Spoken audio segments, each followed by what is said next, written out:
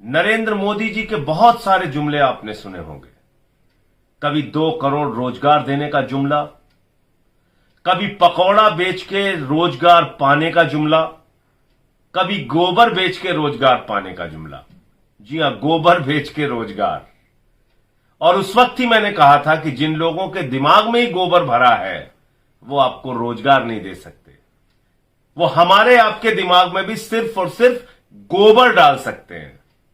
पहले मोदी जी का ये उत्तर प्रदेश के चुनाव में किया गया आपके साथ वादा सुनिए और फिर आगे की बातें करते हैं। ये सुनिए। जो पशु दूध नहीं देता है उसके गोबर से भी आय हो, ऐसी व्यवस्था मैं आपके सामने खड़ी कर दूंगा भाई।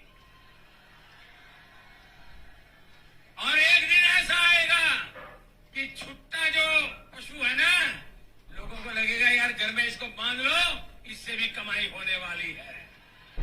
सुन लिया आपने?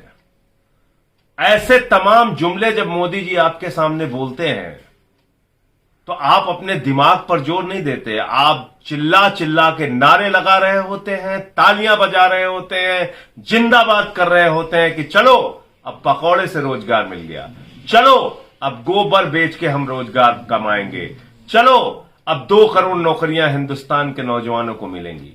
ऐसे तमाम जुमलों के वक्त या जुमले सुनते वक्त आप अपने दिमाग से बिल्कुल नहीं सोचते, बल्कि नारे लगाने लगते हैं, जिंदाबाद करने लगते हैं, लाइनों में लग के वोट देने लगते हैं। और कई नौजवान तो यहां तक कहते हैं भीख मांग लेंगे लेकिन वोट मोदी जी को ही देंगे। लेकिन मोदी जी ने आपके साथ क्या किया? एक बहुत बड़ा विश्वासघात किया।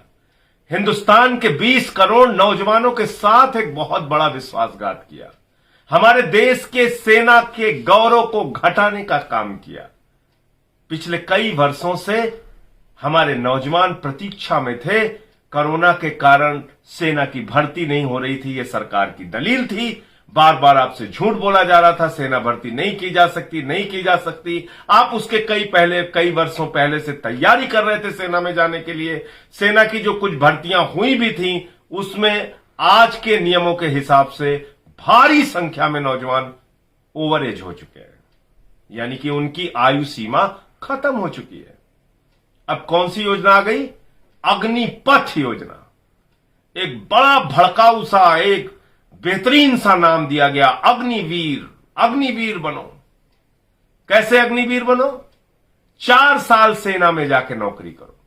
4 साल, यानी सेना में भर्ती होने के लिए पहले तो आप 4 साल तैयारी कीजिए, अपने आप को सेना में भर्ती होने लायक बनाइए, फिर 4 साल वहां पर नौकरी कीजिए और उसके बाद आपको निकालकर बाहर कर दिया जाएगा। फिर बेरोजगारी का कटोरा लेके आप दर दर घूमते रहिए। यह योजना लाई किसके लिए गई है? यह योजना दो कारण आपकी जिंदगी में पैदा करेगी। या तो आप बेरोजगारी के कारण हताश होकर आत्महत्या करने के लिए मजबूर हो जाओगे, या कहीं किसी प्राइवेट कंपनी में सिक्योरिटी गार्ड की नौकरी खोज रहे होगे। यह प्राइवेट कंपनियों के लिए योजना लाई गई है। नरेंद्र मोदी जी की सरकार ने एक सौगात दिया है प्राइवेट कंपनियों को कि चिंता मत करो, अब तुमको ट्रेंड सैनिक मिलेंगे और सिक्योरिटी गार्ड के लिए मिलेंगे। तुम्हारे घर, तुम्हारे दफ्तर के सामने वो तुम्हारी नौकरी बजाएंगे, सिक्योरिटी गार्ड का काम करेंगे। उनके ट्रेनिंग का प्रबंध हम कर रहे हैं, सेना में भर्ती देंगे। अब सिक्योरिटी गार्ड के लिए प्राइवेट कंपनियों को ट्रेंड सैनिक खोजने की जरूरत नहीं पड़ेगी। 4 साल की ट्रेनिंग मोदी जी दे रहे हैं उनके लिए। और आज पूरे देश के अंदर नौजवानों में आक्रोश देखने को मिल रहा है। जगह जगह आंदोलन हो रहा है, जगह जगह नौजवान सड़कों पर उतरा हुआ है। वो कह रहा है अर्थी दे दो या भर्ती दे दो, यानी कि चाहे हमारी जिंदगी ले लो या फिर नौकरी दे दो। 17 साल की सेना की भर्ती, 17 साल वाली नौकरी, जिसके लिए पिछले दिनों कई नौजवानों ने अपने बूढ़े मां बाप को चिट्ठी लिख के पेड़ पर फंदा डाल के फांसी लगा ली और ये दुनिया छोड़ के चले गए और कहा कि बापू अगले जन्म में आएंगे तो हम सेना की नौकरी करेंगे। ये हरियाणा का किस्सा है। ऐसे बहुत सारे किस्से, सहारनपुर, हरियाणा, बुलंदशहर।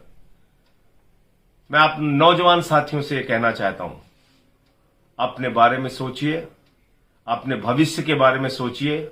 ये गोबर योजना लाने वाले लोग, ये पकौड़ा योजना लाने वाले लोग, ये 2 करोड़ नौकरियां देने का जुमला बोलने वाले लोग, ये आपके भविष्य के साथ खिलवाड़ कर सकते हैं, ये आपको नौकरियां नहीं दे सकते।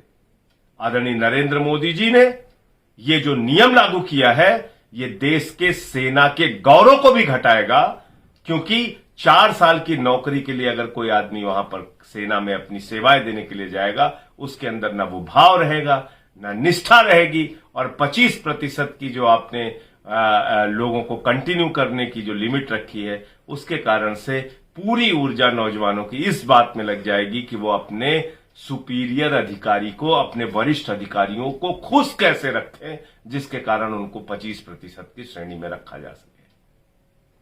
वो देश के लिए सेवा देने का, जान देने का, देश के लिए सीमा की सुरक्षा करने का जो जज्बा है, उसको मोदी सरकार ने इस फैसले से खत्म करने का काम किया है।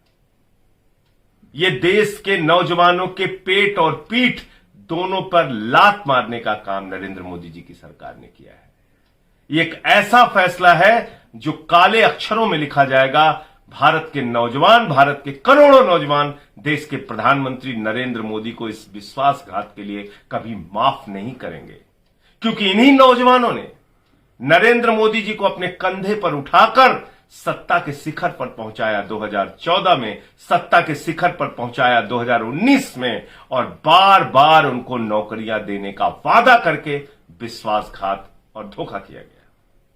इसलिए नौजवानों से मैं कहना चाहता हूं, जागो, आप जागिए और अपने हक के लिए अपनी आवाज को बुलंद कीजिए। और मैं सिर्फ ये कहना चाहता हूं कि आज इस लोकतंत्र के अंदर हमारे पास लोकतांत्रिक ढंग से अपनी बात को कहने का अधिकार है, लोकतांत्रिक ढंग से अपनी आवाज को बुलंद करने, अपनी आवाज को उठाने का अधिकार है। उन अधिकारों का इस्तेमाल कीजिए, आपको आपका हक मिलेगा, क्योंकि किसान जो 1 साल तक सड़कों पर बैठा रहा, उसके सामने सरकार को झुकना पड़ा। मजदूर जब अपने आंदोलन के लिए, एक लंबी लड़ाई के लिए घर से निकलता है, सरकार को उसके आगे झुकना पड़ता है।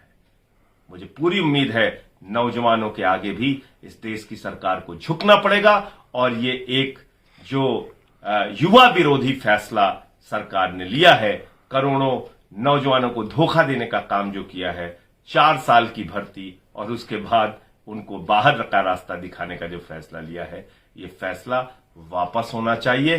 संसद का सत्र जैसे ही आरंभ होगा, ये मुद्दा देश के सदन में पूरी मजबूती के साथ आम आदमी पार्टी उठाएगी। अरविंद केजरीवाल जी ने आपके समर्थन में अपनी आवाज उठाई है। हम सब आपके साथ हैं। जय हिंद, इंकलाब जिंदाबाद। खबरों में बने रहने के लिए फोरम 4 को सब्सक्राइब करें और नोटिफिकेशन पाने के लिए बेल आइकन दबाएं।